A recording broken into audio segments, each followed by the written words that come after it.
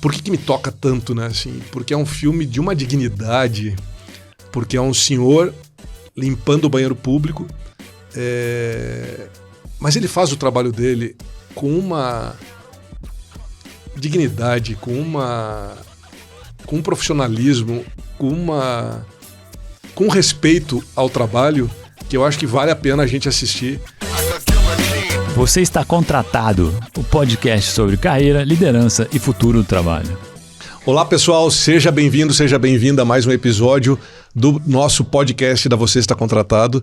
E hoje eu vou bater um papo, não vou nem te entrevistar, Marcelo. A gente vai conversar sobre filmes que marcou aí, que nos lembram o mundo corporativo e que nos remete a algumas situações vividas.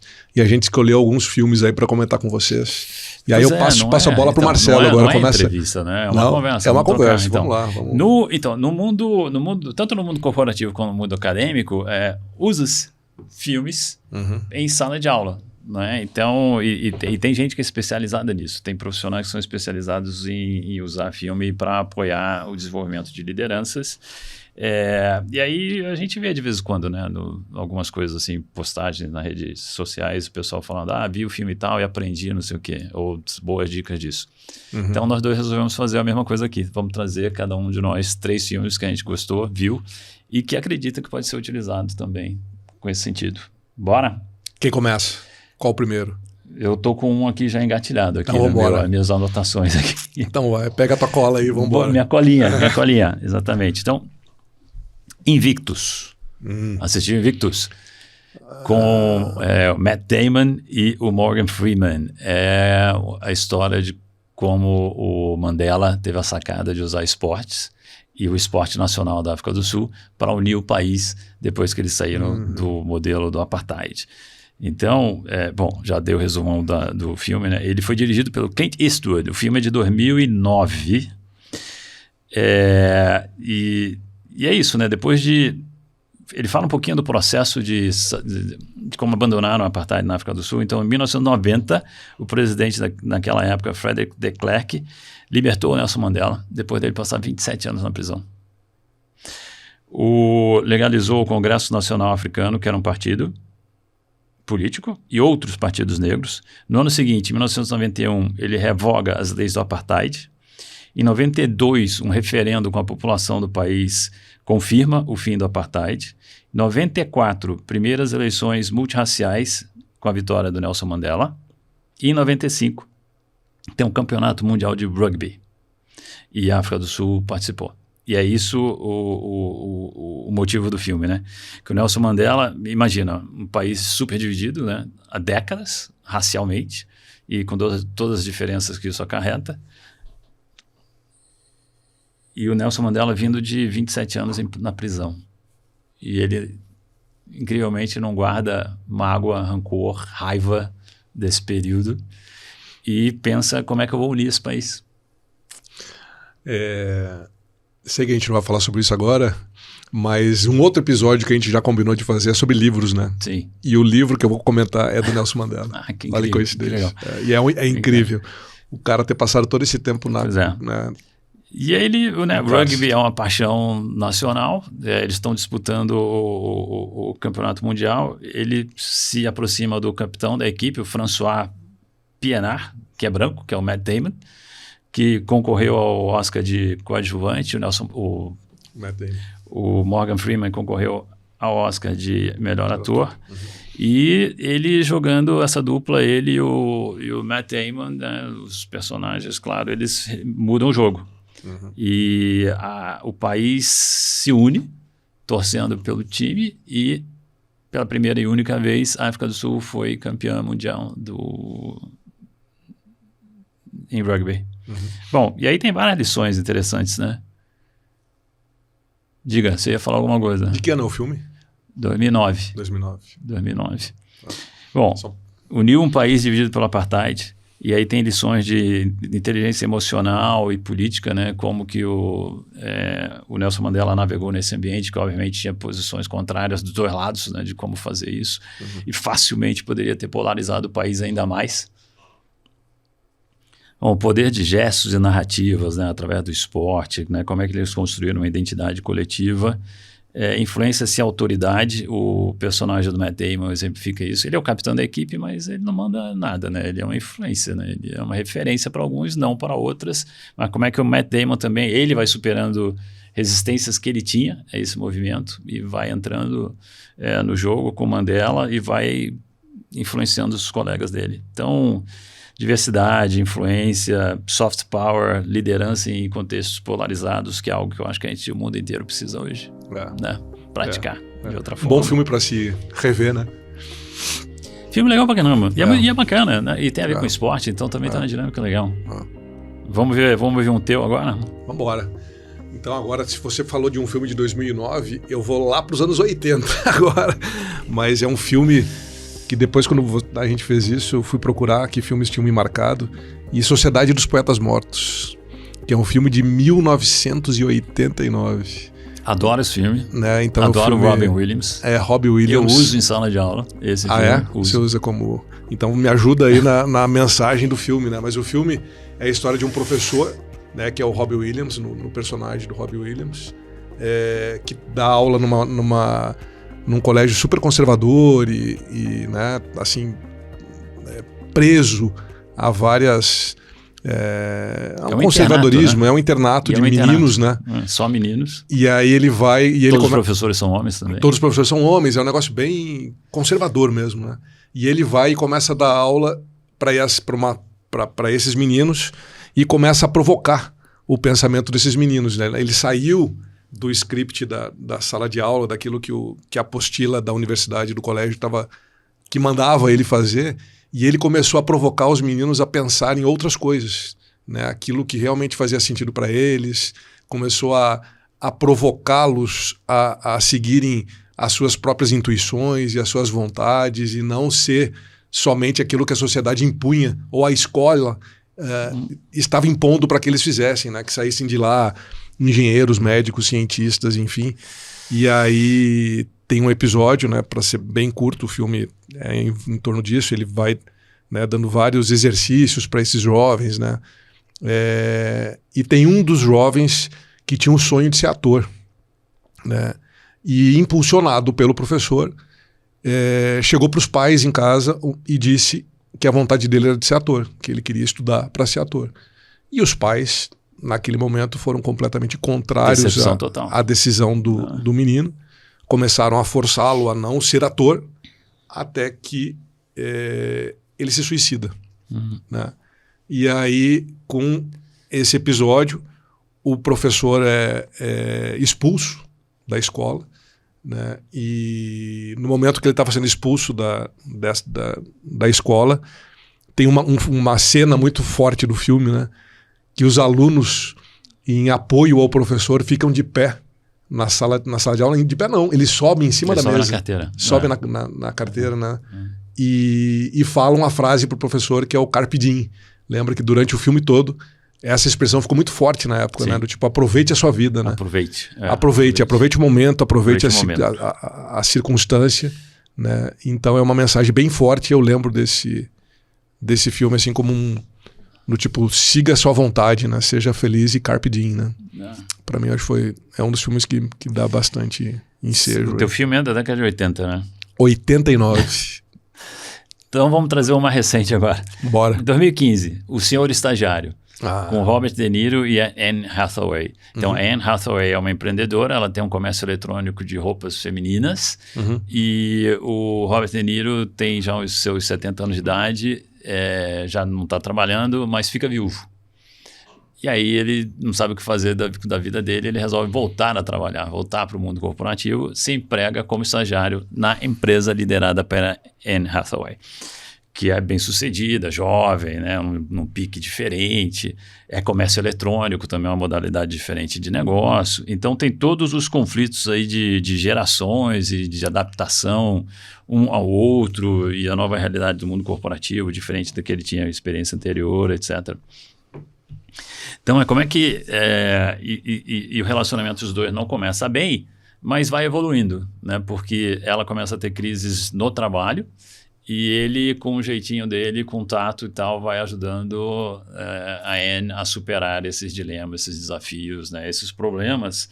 E ela finalmente vai caindo a ficha de, caindo a ficha, é um problema de diferença entre gerações aqui. Então ela vai percebendo que ele obviamente tem valor na sua experiência, no seu conhecimento, no seu jeitão de ser, que é diferente do dela, e ela vai aprendendo com ele, e vice-versa. Ele também vai aprendendo com ela e com os demais colegas e tal. Mas é interessante que tem... ele começa com um relacionamento difícil com a chefe, né? Mas com os colegas também muito mais jovens, 1/4 da idade dele, já desde o início a coisa flui bem. Então, é bacana de ver isso, assim. Então, tem essa coisa de diferenças entre geração, de diversidade, de mentoria, de abertura para o novo, de posição, de cargo, né? A pessoa mais velha numa posição de estagiário. Pensando em liderança, né? Como é que você lidera pessoas de backgrounds diferentes, distintos de você, claro. Então, é por aí, assim, os conceitos. Empatia, respeito, obviamente...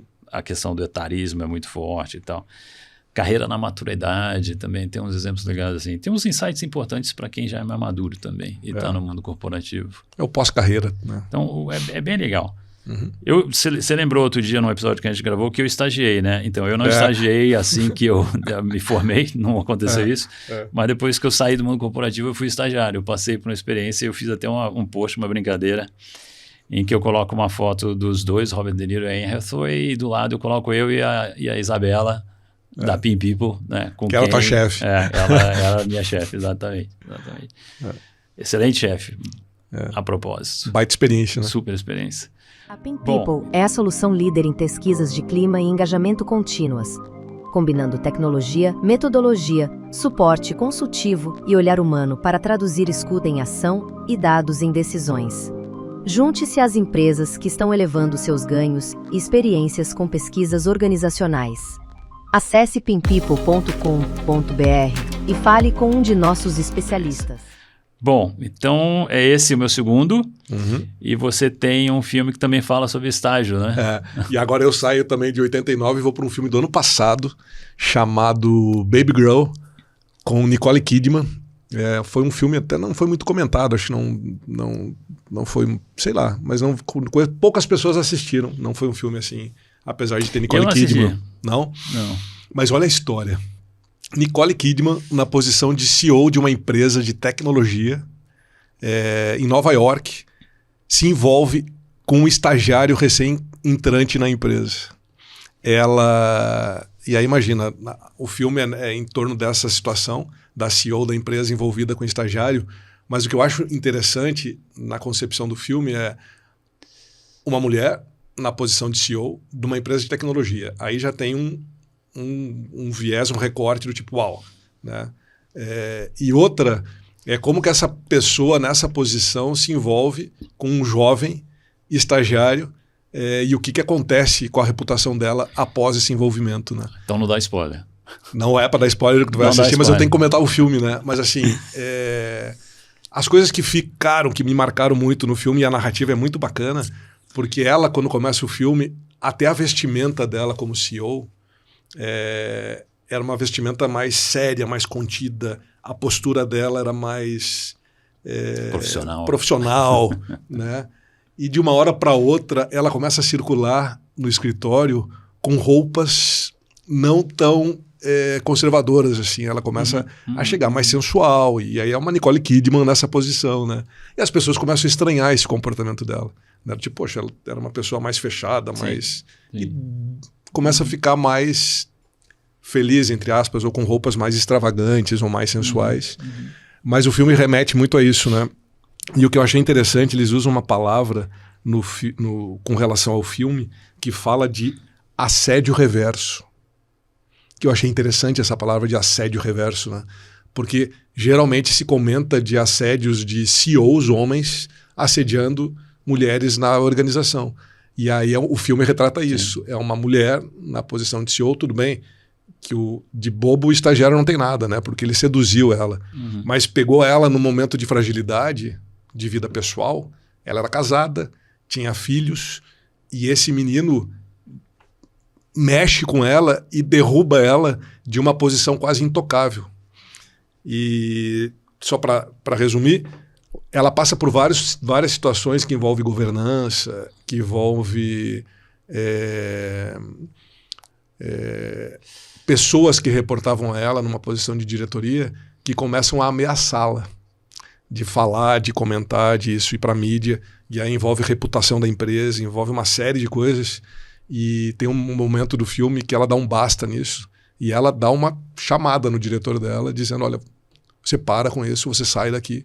Então é bem marcante as situações que ela vive, tanto no escritório quanto na vida pessoal, né? Porque também o marido fica sabendo. É muito interessante o viés do filme. Então tem vida profissional e pessoal se misturando aí. Vida pessoal, vida profissional. Da empresa, diversidade, etarismo, tem tudo tem, um pouco. Tem de tudo um pouco. Tem essa posição que falam, né, do CEO que fica muito isolado do restante do mundo, né, e fica sem poder fazer coisas que gostaria de fazer, né? Então, bem interessante. Baby Girl é de 2024, o filme do ano passado. Ok. Que tal um filme de 1957? Eita, nós. Eu pensei que o meu ia ser o mais. Então vai. O que você trouxe? 12 Homens e uma Sentença, com Henry Fonda. Eita. Você não viu? Ou não se lembra, não está batendo. 12 Homens e uma Sentença. Então, é um julgamento. O júri são 12 pessoas. E eles, depois de ouvirem todos os depoimentos, a defesa, a acusação, né, o juiz pede, vão lá e deliberem e decidam se o réu é culpado ou não é culpado. E da maneira que começa a discussão entre os 12 jurados, é uma maneira meio responsável e assim, muito rápida. Assim, algumas pessoas achando que era óbvio que o réu era culpado. E queriam acabar com aquilo rápido, assim, quero ir para casa, quero voltar para o trabalho, não sei o quê. Não, ele não merece essa atenção toda. Tinha comentários assim também. Inclusive comentários racistas, né, de pessoas querendo condenar pela raça da pessoa mais do que pela argumentação que tinha sido vista. E o Henry Fonda faz o personagem que para e pensa, não, peraí, o que a gente está fazendo aqui tem muita responsabilidade, né? Não só neste julgamento, mas para outros futuros e tal. Então a gente tem que parar e pensar. E um conceito que é importante na hora que a gente fala do mundo, né, do sistema jurídico é a presunção da inocência, né? Não posso ter nenhuma dúvida quando eu decido se uma pessoa é culpada ou não, né? Todo mundo é inocente até que se prove que realmente é culpado. E ele vai, então, conversando com cada um dos jurados, dos membros do júri, em grupo mesmo, né? Mas ele vai questionando, ele vai perguntando, ele vai argumentando, né? Ele vai confrontando e perguntando os porquês e tal, para fazer a pessoa realmente refletir e pensar por que ela está querendo, e querendo mesmo, culpar o réu, em vez de racionalmente pensar sobre as evidências e tomar aquela decisão. Então tem muito do que é influência, negociação, tomada de decisão, trabalho em grupo, né, dinâmica de grupos, ética, responsabilidade e liderança. Então são vários conceitos muito aplicáveis assim, porque o filme vai se desenrolando e cada jurado individualmente vai chegando, né, à conclusão de que eu não estava sendo realmente responsável na decisão que eu estava tomando. Então esse filme tem um remake mais recente, aliás eu acho que tem 2 remakes, um bem mais recente, um talvez tenha já também uns 20 anos, mas o primeiro é com Henry Fonda, também um ator sensacional, né? Então, e com outros atores bacanas daquela época. E foi um primeiro, assim, né? Então, eu acho bacana assistir. Tem vários temas interessantes para levar para a sala de aula, para levar para a discussão. Repete o nome do filme? 11? 12. 12, eu já estou colocando 11. 12 Homens e uma Sentença. Então, o júri, né, tem que deliberar e chegar de forma unânime a uma conclusão. É esse o conflito, assim. Muito bom. Eu trago o meu terceiro e fechando, e aí é um filme que também me tocou muito, né, que é um filme japonês, que concorreu ao Oscar do ano passado. É um filme de 2023, chamado Dias Perfeitos, Perfect Days, do Wim Wenders, né, feito no Japão, um ator japonês, e é um filme que esse tá passando também, eu acho que Netflix ou tá no streaming já, mas eu assisti no cinema e é um filme incrível, porque é um filme silencioso, é um filme pouco falado, é um filme de imagens, que é a história de um senhor japonês que limpa banheiros públicos em Tóquio. Então, o filme... Por que me toca tanto, né? Assim, porque é um filme de uma dignidade, porque é um senhor limpando o banheiro público, mas ele faz o trabalho dele com uma dignidade, com um profissionalismo, com um respeito ao trabalho que eu acho que vale a pena a gente assistir, porque não é sobre posição ou sobre salário, né? A gente acabou de gravar um episódio falando muito sobre isso, né? Sobre o que você coloca na tua função, né? E aí, a forma como ele trata as pessoas quando entram nos banheiros para utilizar, ele simplesmente se retira e fica do lado de fora esperando, mas ele tem uma postura digna e ele faz aquilo com tanta maestria e respeito com o momento dos outros que querem utilizar o banheiro.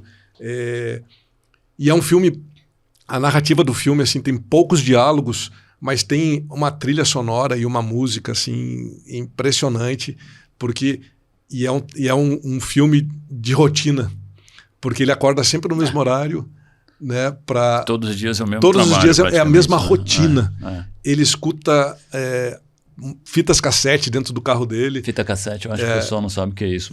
Mas assistam o filme assim, porque o filme vale muito a pena assistir. Bacana. Concorreu ao Oscar de melhor filme estrangeiro. Legal que você trouxe um filme diferente, não americano, né? Como os outros que a gente mencionou.